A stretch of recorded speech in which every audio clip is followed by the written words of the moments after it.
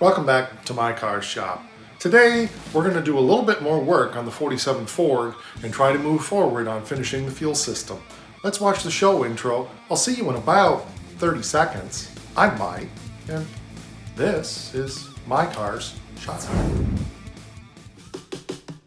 Working out of a 100-year-old refurbished barn, bringing 35 years of experience to projects considered beyond repair. Vision, creativity, and problem solving are essential tools in this place. Watch as we transform junk into polished metal miracles. This is my car's shop.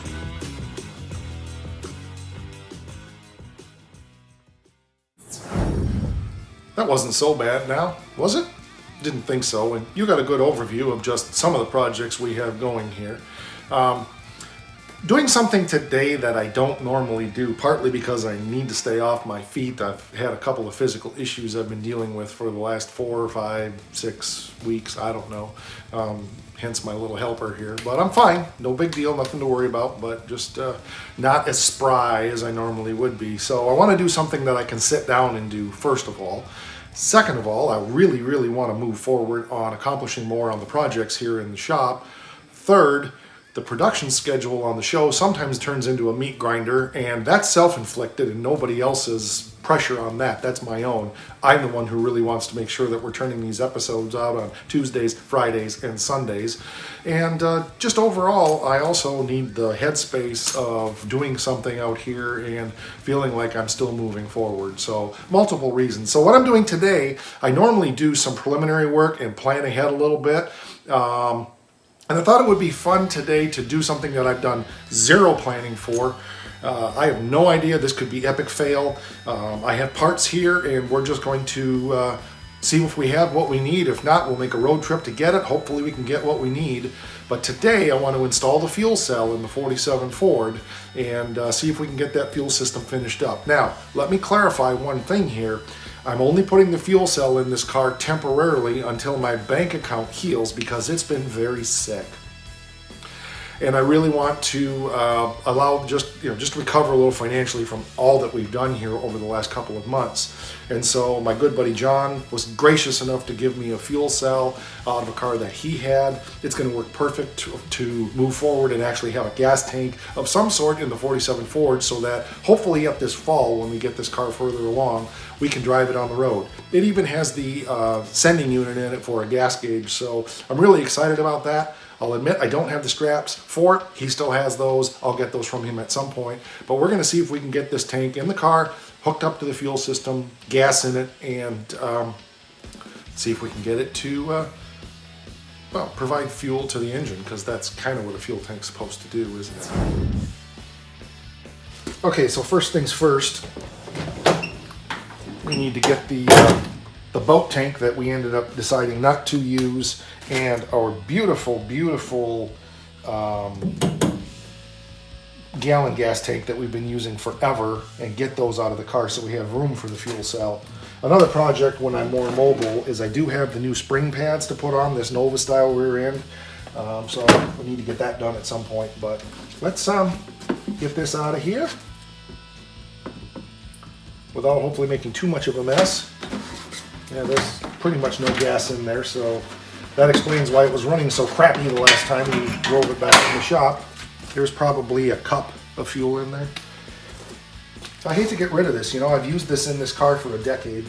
It's going to be a sad day when it's no longer my fuel supply. And this boat tank that we got wasn't going to work, so that was a nice try.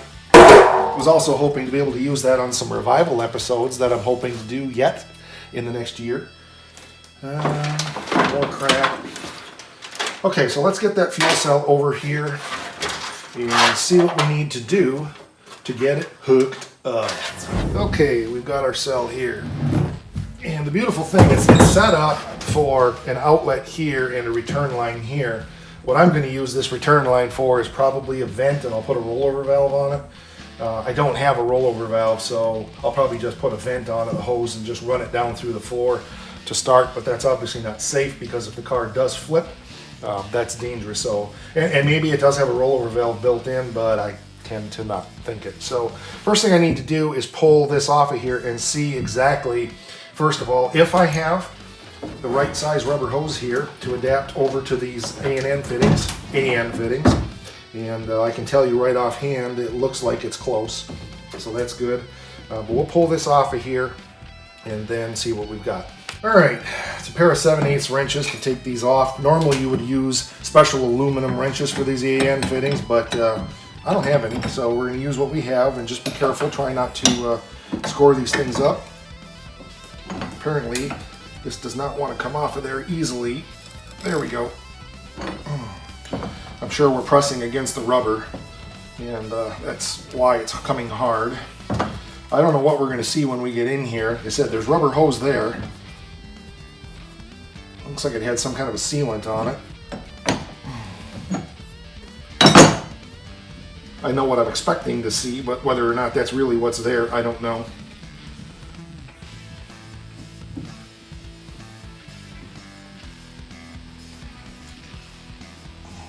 I see what they did.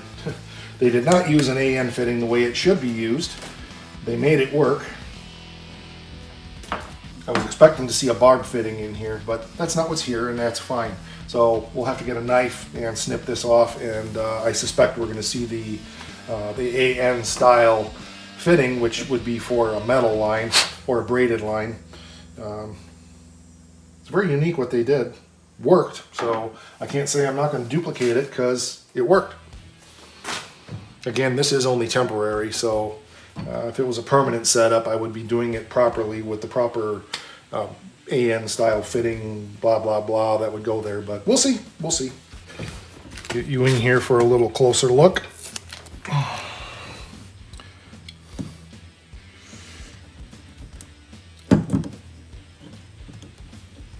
Oh, it is a barb. That surprises me. Okay, I was expecting to see a ball, but that's fine. This is great. So the next question will be, well, I suppose this is for braided line. That makes sense.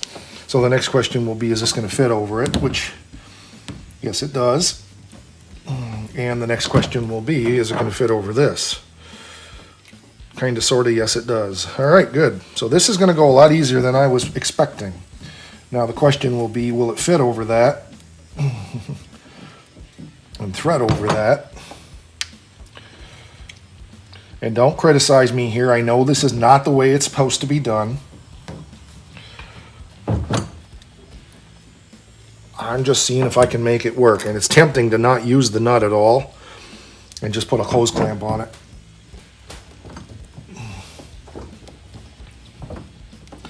But we'll see what we can do first. I think what I'm going to have to do in order to make this function properly, rather than sitting here and mucking with this, if I take it off the pump, then the hose can just spin so that it can thread on there, and we'll have a prayer of a chance of it working. So I think that's what we'll do here.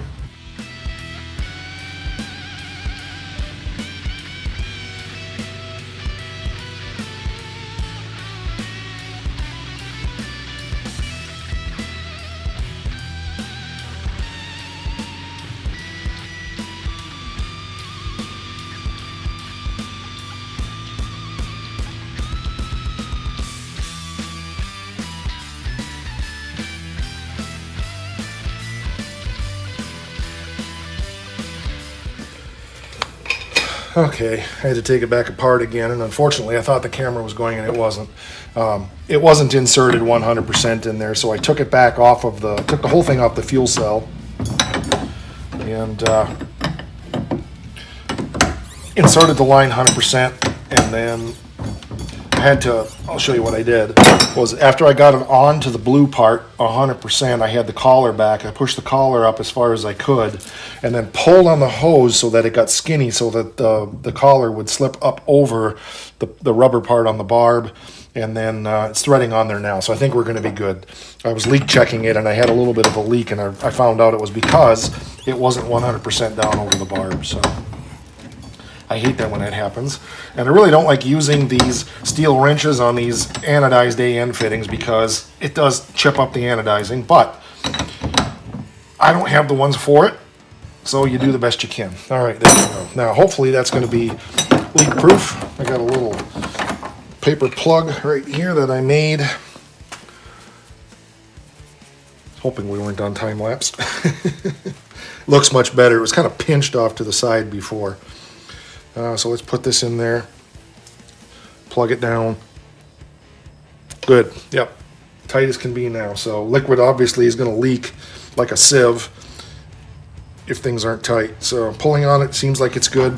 Hopefully we'll find out when we put some gas in it. I would much rather that the pickup was on the top so I didn't have to worry about this, but this is the way it is. So if the pickup was on the top and it had a pickup tube sucking out of the bottom of the tank, then we wouldn't have to worry about a teeny leak like that. But let's find out. So it's blowing back in good. We'll put this back on the pump and we'll go from there. Well, apparently nobody bought gas, so there's no gas here. It got all used up in the lawnmower. So we'll put our little quart in there. See what that does. Then we'll have to make a road trip to get some gas. But this should tell me, if I pour it up this way, if we've got any leakeroonies. Dry as can be, I think we're going to be good. Of course, we don't know with a head of fuel what's going to happen. So, all right, let's make a road trip. We'll get a little gas at our local petrol station, and we'll see what happens. While we're running to the gas station, I just want to clarify a couple things again for those that are new to the channel. Sometimes, well, every episode is just simply spending a day with me in the shop and the things that I'm working on. So some days we spend a lot of time in the shop, and that gets condensed. It gets condensed down into a 30, 45 minute episode, usually not longer than that. And we do a lot of time lapse and things like that in those episodes. But days like today, we still share a day in the shop, and this is part of it.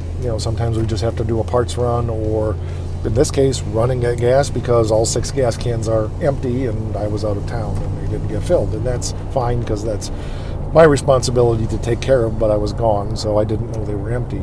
Anyway, so no complaints, just this is the way it is. But my point, because if you give me enough time, I will eventually get to the point, but it sometimes takes me a long time because, well, it requires thinking and I'm just not very good at it. Anyway, I was just recently watching the new season of Gotham Garage, or whatever it's called, on Netflix, and it's probably my favorite non-YouTube car show. I love the projects they do. I love the thinking. I like the camaraderie and the teamwork. I like how everybody has a say in what happens, and yet, obviously the powers that be still have to make decisions. Anyway, what struck me this last season, which I think was the 3rd season of that show, was how little they show of the actual work. And to me, I don't know how, it's just the details of what it takes are so important. And while I appreciate the work that they turn out, I don't learn anything by watching somebody do, like I did a couple episodes tongue-in-cheek with the 74, 73 Dart, spray super clean on it, and poof, it's a completely restored car.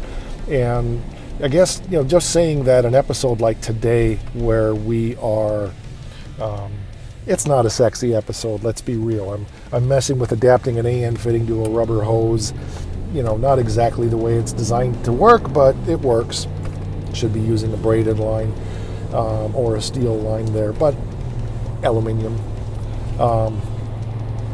Point being that not everything we do is sexy, but there's always something to learn, and that's why I share those little details with you. So those who've been with me for a long time get that, and I know that. But we have a huge number of new subscribers to the channel, and I want to be clear on what our channel is about. Another side note, the place that we're going to get the gas is about 6-7 miles from my house. it is the place that I do buy racing fuel. It's one of the only places around to get it, and I'm lucky to be that close to it.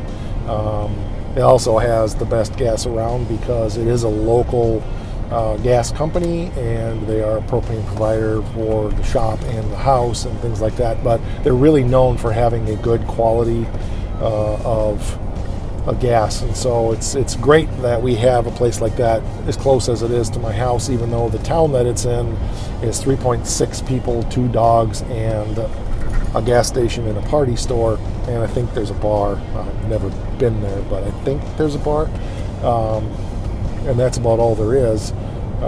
Really, in many ways, very blessed to have that as close to my house for where I live in the middle of absolute nowheresville. All right, we're rolling into the big city of Fairgrove, Michigan now. Try to contain your excitement because I know it's a lot. It's probably going to be a lot for people to take in, but here we are. And the gas station is just right there. Isn't that exciting? Oh, there's a church here too. Maybe 2. I don't know.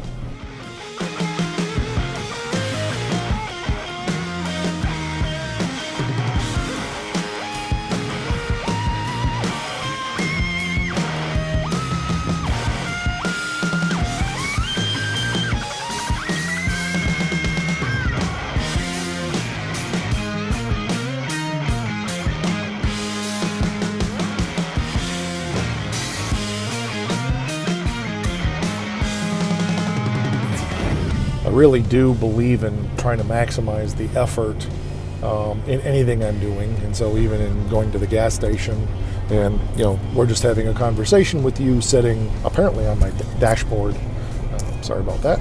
Well, apparently with you sitting on my dashboard or figuratively in the seat next to me. So I try to always be maximizing the effort so that I'm not wasting even the 15 minutes that it's taken to run and do this, and just using it to share some information with you, or maybe making a phone call for business or whatever. So always multitasking. Anyway, get to the friggin' point. I think we're in good shape on this fuel cell, and we'll just go back and pour some fuel in it, of course, and see that we have no leaks, which I'm quite sure we do. I'm not going to put a ton of gas in it because it's untested, and so we'll probably put a gallon-ish in it and make sure that it doesn't leak. We'll start the car, and then we'll leave it sit that way for a few days.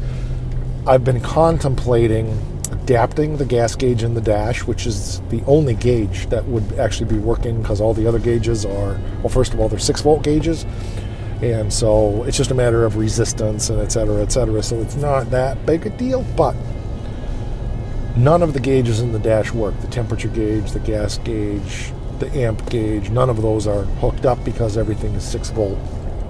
And I could put a voltage limiter in there and get all those gauges working, but I have a set of aftermarket gauges under the dash. So my thinking at this point will be to just get an aftermarket gauge with the same ohm sweep as the one in the fuel cell has, and just hook that up down with the other gauges so that the gas gauge, the temperature gauge, the voltage gauge, and the oil pressure gauge are all together in that car. I may at some point in the future go ahead and put a voltage limiter in and get all of those gauges in the dash. Yes, because it's important to get your gauges in the dash working. Wow. I get all of those gauges in the dash working, but again, the point of what we're doing is get her done, move forward. I'm sure I could send those gauges out to somebody and get them rebuilt to work with a 12-volt system as well. I'm clever enough that I'm sure I can make them work. I'm sure there's plenty of information online to do that. But point being is, I think I'm just going to get online and find a gauge that matches the white-faced gauges I have in that car, and put that in there for a gas gauge so that we have a functional gas gauge under the dash moving forward. So I'll get that done when we finish up the wiring, because I have everything working now electrically in the car except for the brake lights, and I know what I need to do is just convert it from the 2-prong blinker to the 3-prong blinker. So not gonna be a big deal, but it definitely does need to be done.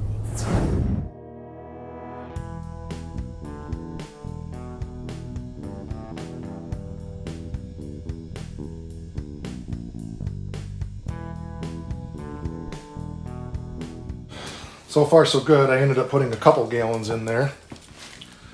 It's dry. I'm gonna slide it up in place a little better if I can. About as far as it can go right there, because it's actually hitting the fuel pump a little bit, but that's good. That'll work. So this is probably where I'll strap it down. Yeah, I mean, if I move the battery over, I think I can get a little more room. So I don't have the battery bolted down yet in here, so that will help. There we go. It's okay. There we go. Yeah, we'll be good. We'll be good out there. That way we have enough outlet here. This isn't pinched. So we'll hook the battery up and we'll turn the fuel pump on and we'll see if it sucks. Okay. Yeah, not ideal, but it'll work. And we got loose wires here everywhere yet to finish up. And it's all done. We just got to finish it up.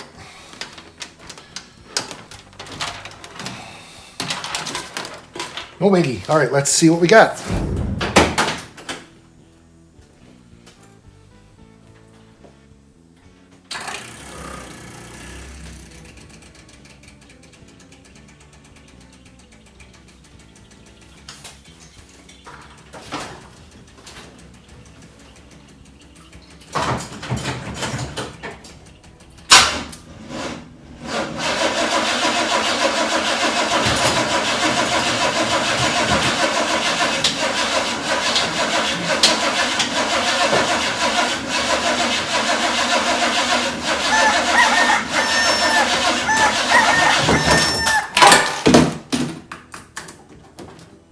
Why that thing does that pisses me off.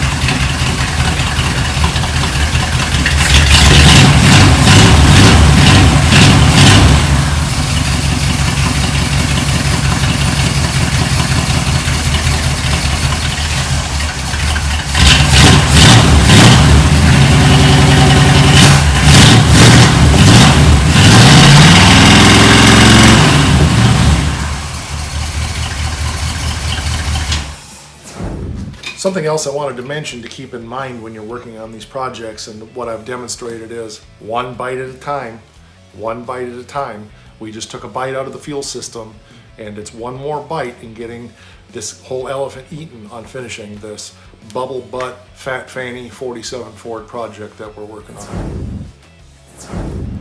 Well, there we go. Ended up in the perfect storm there. The starter on this needs to be replaced, as I've been saying for quite a while, and I forgot that I've been using enough ethanol-based fuel in this over the last couple of years that the needle and seat is starting to get sticky. I put E85 in it, or Rec 93 in it this time, so there's no ethanol. Hopefully that'll help that, but I may need to replace that needle and seat. It sticks is my point. And so I fired it up and the needle and seat was already stuck. The fuel pump pumped up, of course, you heard it. So I assumed it had filled the bowl, and it hadn't. The accelerator pump wasn't working, and so the car wouldn't start because it was starved for fuel. The starter sticks once in a while, and that's what happened there when you saw me flying around and cussing. And I had to come back here and quick get the battery terminal off because it was just in a free state of cranking, and once it starts, it's rather not fun. and so I need to get that starter replaced. So as soon as I get some funds around, we'll get a starter for that, and we'll get a gas gauge ordered for this, and we'll move forward. So I think that's going to do it for today's episode. The car does have a dead miss. I need to pull the plugs out, put them in the sandblast cabinet, and clean them up again.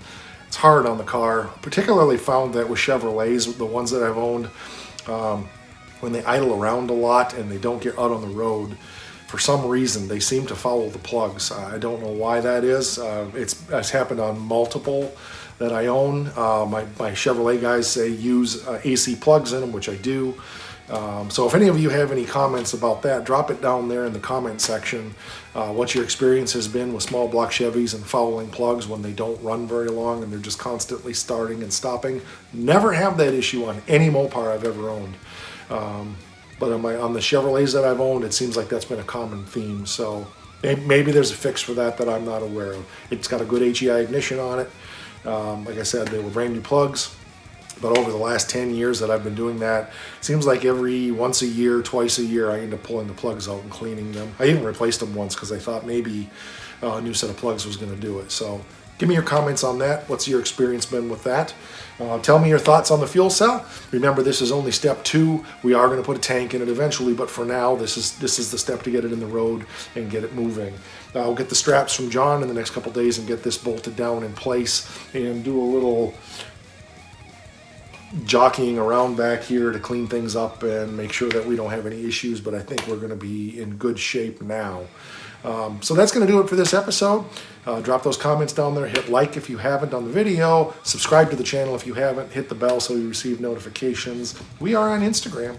We're on Facebook. Anywhere you want to find us, just / My Cars Shop. And one more thing, because it's important. It's almost as important as tacos. No, I would say it's probably more important than tacos. Rock!